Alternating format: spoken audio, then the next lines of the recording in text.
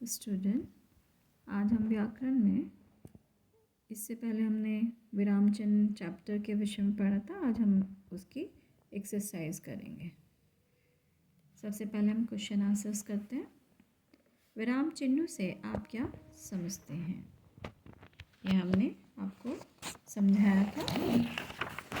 विराम चिन्ह दो शब्दों से मिलकर बना है, विराम और चिन्ह। विराम का अर्थ है रुकना और चिन्ह का अर्थ है निशान। फिर उसके बाद आप इसकी डेफिनेशन लिख देंगे। लिखित भाषा में रुकने या विराम के लिए जिन संकेत चिन्हों का प्रयोग होता है उन्हें विराम चिन्ह कहते हैं। ठीक है, फर्स्ट लाइन यहाँ से यहाँ तक लिख देंगे, उसके बाद डेफिनेशन लिख देंगे। दूसरा प्रश्न, विराम चिन्हों का भाषा लेखन में क्या महत्व है? पेज 95। भाषा में भावों की स्पष्टता एवं शुद्धता हेतु विराम चिन्हों का प्रयोग आवश्यक होता है। विराम चिन्हों के अनुचित प्रयोग से अर्थ का अनर्थ हो सकता है। यहाँ पर उदाहरण दिए गए हैं, जैसे रोको मत जाने दो। तो यहाँ पर क्या, रोको मत जाने दो, तो क्या हो गया, ये क्या है आपका सही, यहाँ पर नहीं, यहाँ पर रोको मत जाने दो, दिस इज राइट। जो यहाँ पर कॉमा लगा है वो करेक्ट है, यहाँ पर नहीं है। तो इस तरह से आपको ध्यान देना होगा विराम चिन्हों का। अवतरण चिन्ह कितने प्रकार के होते हैं? अवतरण यानी उद्धरण चिन्ह दो प्रकार के होते हैं। पेज नंबर 96 पर है अवतरण चिन्ह। अवतरण चिन्ह दो प्रकार के होते हैं, एकहरा अवतरण चिन्ह और दोहरा अवतरण चिन्ह। ठीक है,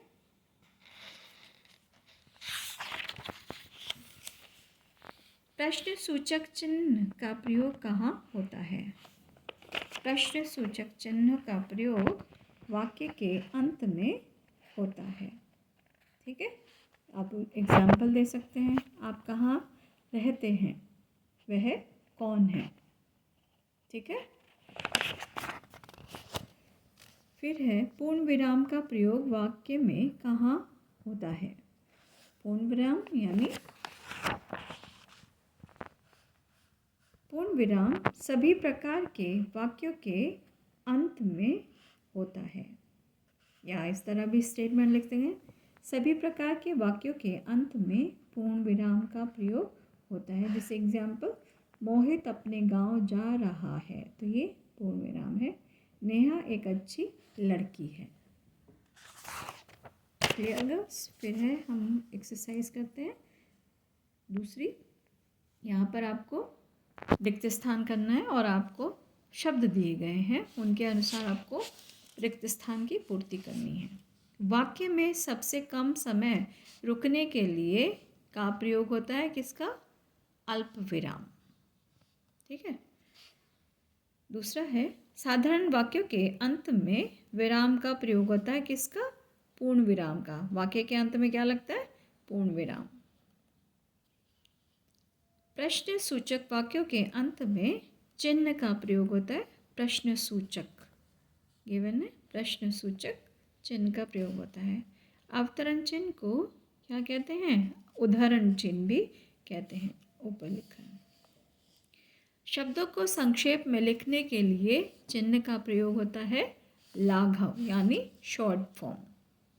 ठीक है, तो यहाँ पर हमने ऊपर भी लिख दिया इनका कौन सा किसका है। ठीक है, थर्ड एक्सरसाइज, नीचे लिखे वाक्य में यथा स्थान उचित विराम चिन्हों का प्रयोग कीजिए। जैसे यहाँ पर सेंटेंस है, बच्चे टीवी देखते हैं, तो यहाँ पर बच्चे टीवी देख रहे हैं, विराम चिन्ह नहीं लगाया, विराम चिन्ह लगा दिया। तुम क्या खाती हो? प्रश्न सूचक है, तो इसलिए हमने प्रश्न सूचक चिन्ह लगा दिया। सुभाष ने कहा था दिल्ली चलो, तो यानी जब कोई किसी का स्टेटमेंट होता है उसको आप किस में लिख दोगे? उद्धरण चिन्ह में लिख दोगे। सुभाष चंद्र बोस ने कहा था, कॉमा दिल्ली चलो, ये आपका इन्वर्टेड कॉमा में आ जाएगा। फिर है हाय, ये क्या हो गया। हाय क्या है आपका विस्मय सूचक है, शब्द है, तो यहाँ पर एक्सक्लेमेटरी साइन आ रहा है, इसमें सूचक चिन्ह है, ये क्या हो गया, तो लास्ट में क्वेश्चन मार्क आ गया। गेहूँ, धान, मक्का और गन्ना उत्तर प्रदेश की प्रमुख फसलें हैं।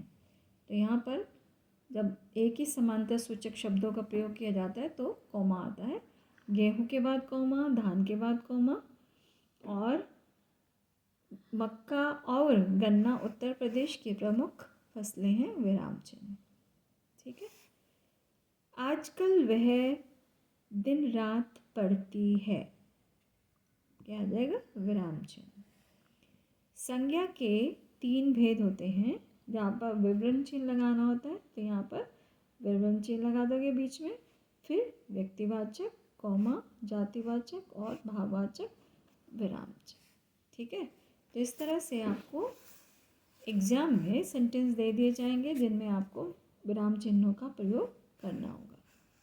नीचे जो ये वाली एक्सरसाइज है, निम्नलिखित को सुमेल कीजिए, यानी यहाँ पर आपके विराम चिन्ह दिए गए हैं और विराम चिन्ह का नाम दिया गया है, जो एग्जैक्ट उसके साथ आपको मेल करना है यानी मिलाना है, तो वो आपको करना होगा चिन्हों के अनुसार। जैसे पूर्ण विराम तो ऐसे इसके साथ मिलान कर देंगे, प्रश्न सूचक चिन्ह तो प्रश्न सूचक चिन्ह के साथ में, तो इस तरह से इनका आपको मिलान करना होगा।